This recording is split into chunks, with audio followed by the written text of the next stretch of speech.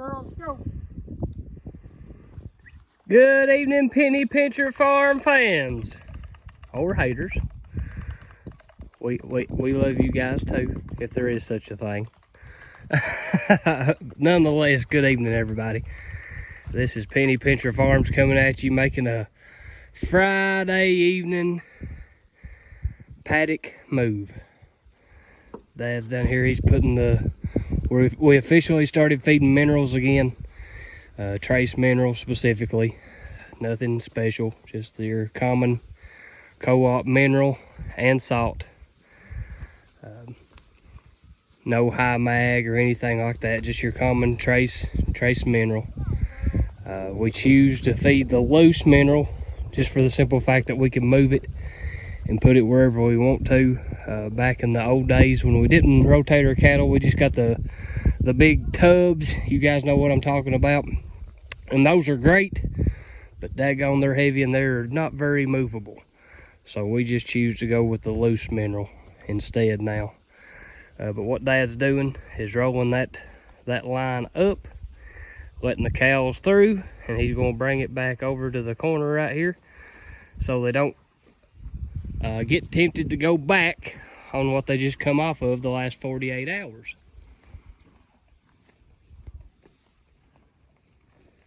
He's already got his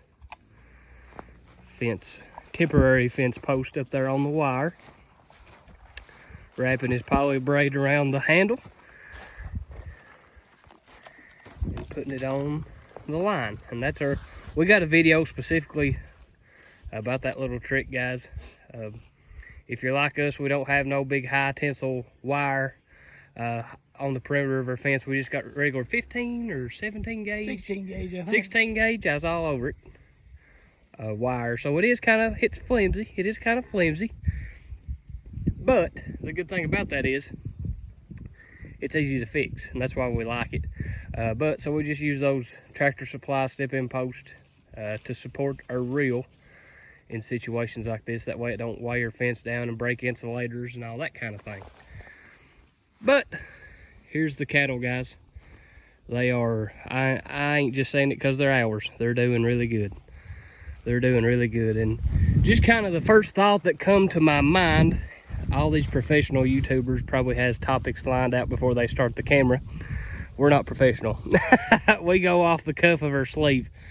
But if you notice this cow right here, this cow that I'm walking at, this is her calf. She had it in April, 1st of May. Look at her. She's good, guys. She's fat. She's really fat. That back left hip bone, as Greg Judy likes to point out, there's no indentions in it.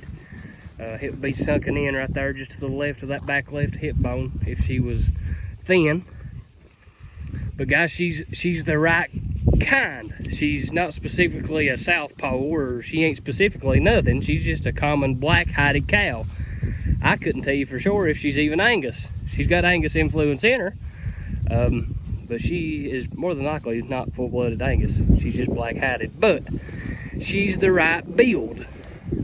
And by the right build, we mean small frame, short legs, does good on grass, much like that cow right there does. And that one right there as well.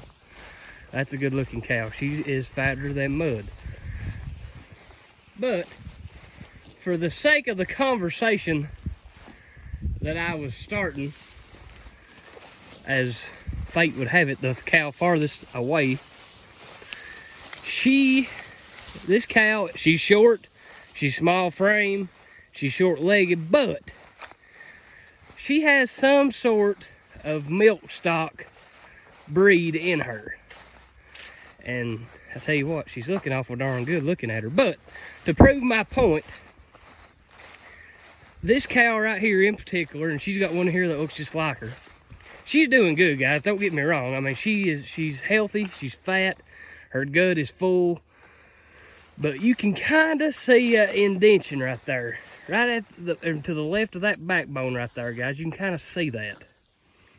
And this cow in particular has always had that. And if it was any other cow, I would say that cow's not doing very good on grass. we probably need to get rid of them.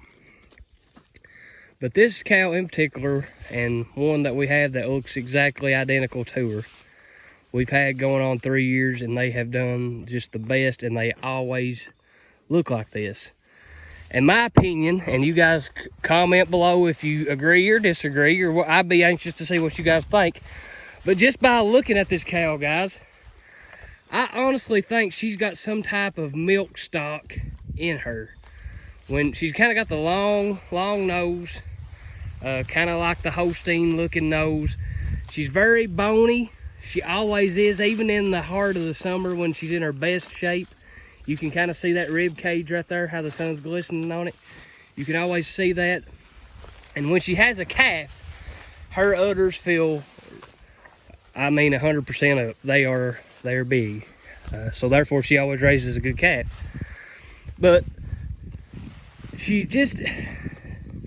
that just goes to show you the kind. And by kind, you can say breed or whatever you want to fill in the blank with.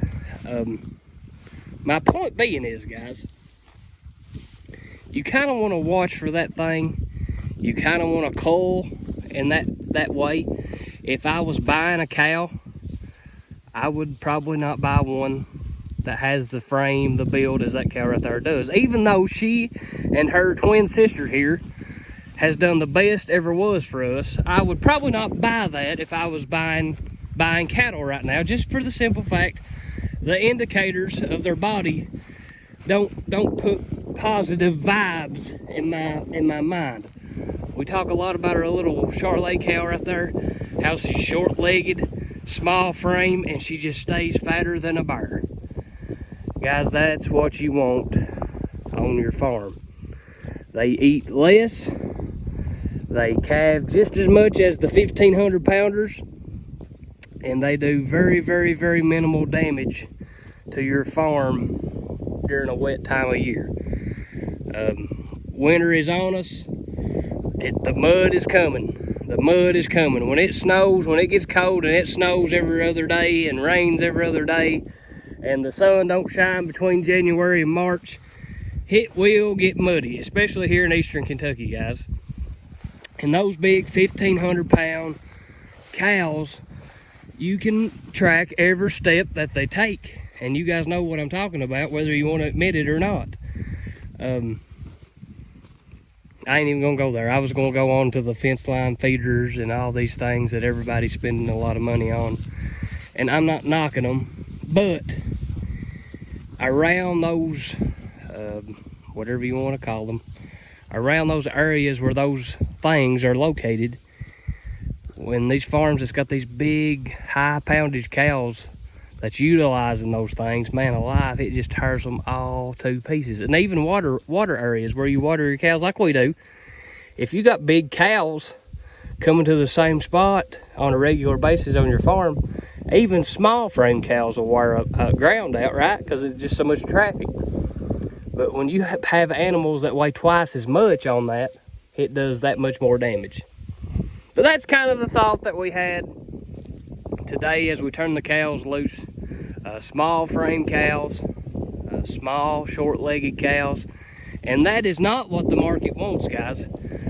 Those are the type cows that when you go to the sale barn, they're going to bring less, which is a great thing. If you're like me, that's what I want. I want the cheapest for the best money. I want the cheapest animal with the best health, the best body build for my system. And my system does really well with short-legged cows, small frame cows that can put weight on by just eating grass. And guys, we have found here at Penny Pincher Farm, when you don't have to buy grain, when you can buy a quarter of the amount of hay, we started making more money. Go figure, right? But this is Penny Pincher Farms, guys. That's kind of our thought of the day. Dad's up here. We might want to go check in before we sign out. A little windy here this fall evening in Kentucky. October 21st, guys. So I mean here in a couple of weeks, us Kentucky folks is going to say it's winter time. It's fall right now. Here's that cow I was talking about, guys. at the start. You can just see how big a gut, how small she is. I mean, I'm not a very big guy at all. I'm a 5'7" on a very good day in boots. And I mean, she comes up to below my chest. So that kind of gives you, that cow might weigh 900 pounds. And she's raising a calf like that black one behind that baldy right there. So give that a thought, guys. Talking about frame size on your cattle, Junior. You got anything stirring in your mind today? There's our mineral, guys, and it's just a trace mineral that Dad picked up at the local Southern States. Actually, this bag right here is just full of stock mineral. Yeah, just a trace mineral. And nothing no added fly salt or fly repellent, nothing like that. Just depending on who you're talking to. A lot of people claim that, well, some people claim that you got to give them 3 to 4 pounds a day to each cow. But if you're just putting it in here free-handed right here, and on what I kind of judge is just kind of cover the bottom of this right here, of this trough, they'll usually eat it out in about 4 days, and they're going to get as much as they need by helping themselves each and every day. So you don't have to force it down. They know exactly what to get. They're not going to come in here and founder it all at one time. They'll get a little bit each day, and that seems to do good. I'd agree with that. A lot of her, and I'm not knocking science or vets or anything like that. They definitely know what they're doing. But I have found, guys, these cows is pretty smart. God gave them what am I looking for? What's my word, Junior? Gave them the unction to survive. They will survive. They will. They will show you, they will tell you if they're lacking something. Either they'll get thin, they'll get sick, they'll do that kind of thing.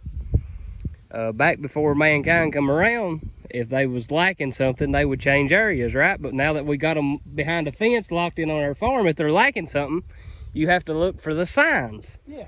The signs, they'll get sick, they'll get thin, they'll do this, they'll do that, something out of the normal, right? That's our signs. Something the other day, and I noticed this with our calves here. Something the other day we spoke about on the video is, look how, I don't know where they just learned to mimic the cows, their mothers, but they all are going out here and they're eating. And you're talking about the small one there, the black white face, and then the one that's got underneath the fence down there, thinking it's a little bit greener on the other side. Typical example right there. He's eating quite well and is getting enough. And then the little baby calf we got down there, the smallest one of them all, it's out here. Yeah, little heifer's out here picking. He's got his head down grazing. It was born in September, in August, I think. Yeah, it's just probably over a month old. Yeah, I mean, and it's eating grass right now as we speak while you're looking at it. So like I said, I don't know if they're imitating the mothers as much as... Well, of course. If they're... Of course. Unless they're just out there just picking because they just got that initiative to go out here and... Instinct. That's the word I was looking for. Instinct. Guys, it's Friday. I am spent. My brain has went every inch that it can go this week. Instinct. That's the word we was looking for. Yes. But once again, our pastures, we got 15, 16 inches average height of our grass. And, of course, now the grass season in eastern Kentucky is pretty much Oh, yeah, it's done. It's done. We had, if we've not had 2 or 3 already, we had a killing frost this morning. I had to go out and start the car and let it run for 10 minutes before I could even see out. We have definitely had, in my opinion, at least 3 killing frost here in eastern Kentucky, guys. So, nonetheless, the grass is not growing no more. So, what you have is what you've got. And with the number of head that we've got to put through the winter this year, I feel really good about maybe waiting until December 1st before we have to switch them over to the stock pile that we got where we've been stockpiling. And hopefully we may not have to feed any hay until January 1st, and that may be on a snowy day. Right, yeah. And we're actually wanting to feed hay, guys. That's why we're doing what we're doing. We're wanting to put hay down on the opposite side of the farm to act as fertilizer, to build carbon. So that's kind of one of the reasons why we're doing what we're doing. So we're hoping to feed hay on that side. We're not going to feed hay on this side this year, just simply because the grass is going so good. The soil test came back great. So we're going to feed all of our hay on the other side of the farm that we're stockpiling. And we So do that's have a that's few kind of thin, why we're saving it for last. we do have a few thin spots over on the other side. Oh yeah, yeah. We're strategically doing that, guys. And if you're not strategically farming, I ain't gonna say you're wasting money, but you sure are missing out on some that you potentially could be making. Well, now I want you to pay attention right here. These cows, when we first turned them in here, they went down there so far, and they turned around and they came back. Well, they've come up here to the other end where they go into the lot where the water is at. They've seen that fence up here. They've seen their boundary up here. Now they're coming back. This time, whenever they come in down here, they'll go all the way to the woods and look for the paddock to see what exactly their paddock's going to be like. Checking their boundaries And out. their bounds, and that way they'll know exactly where they need to be at. And of course, I wonder if the cow sometimes looks over at the little youth over here that slipped over another field and wonder if they get a little upset because they're over there getting a little green grass compared to what they think they're getting over here. What these cows do not know, and I'm going to whisper it so they don't hear me. Neither one of these fences have electric on it. That's why those calves are getting in under it. Oh, this here does. Well, yeah, this right one does. So you yeah, all right, yeah, that's true. But guys, just another attribute to rotational grazing. Once your cows get to manage, get the idea of what they're doing, they essentially they'll quit testing your fences. So that's one positive to that. But guys, we're getting pretty long-winded. We're almost at 17 minutes. We try to keep it about 5. So we're long-winded if we ain't nothing else on this Friday evening. But guys, this is Penny Pincher Farm signing off. We're letting the grass grow the most that it possibly can. We're letting it rest more right now than we are anything. But nonetheless, whatever we do here at Penny Pincher Farm, we give God all the glory for it. Because if it wasn't for him, we wouldn't have not a thing. This is Penny Pincher Farm. Junior says, Good day.